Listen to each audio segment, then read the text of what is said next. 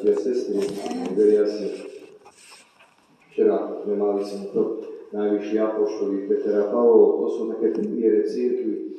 To sú muži, ktorí sa odhodlali ísť za Kristom, alebo lepšie len dovolili, aby ich Ježiš viedol. Ešte dokonca máme ikonu tu na zo včerajšieho sviatku.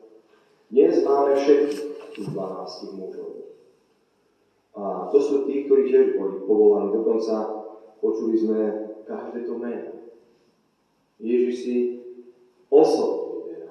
Ako sme počuli v začiatku Evanjelia, vystúpil na vrch a povolal k sebe tých, ktorých sám chcel. On vybral.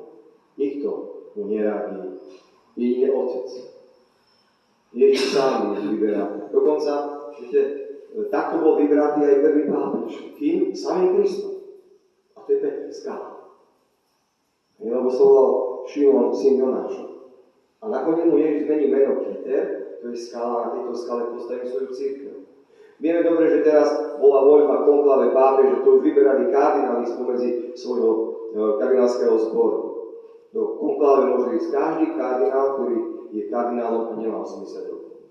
Ostatní už nemôžu byť voliči, ani voliť.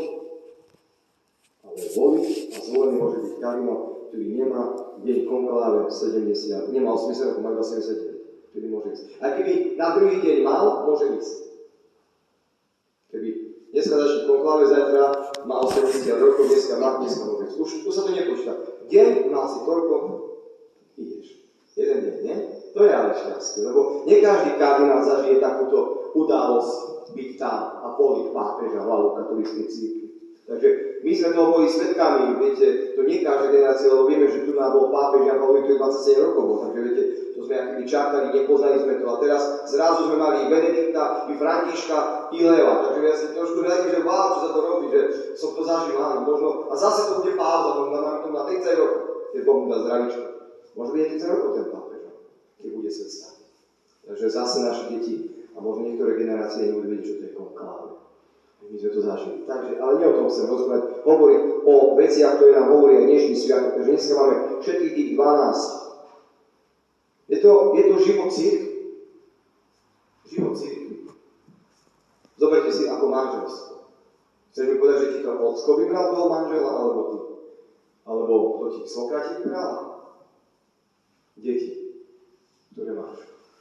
Viete, niekedy to je tak. Niekedy si vyberáme a niekedy dostávame. Viete, aj vo farnosti robíme len s tým, čo máme.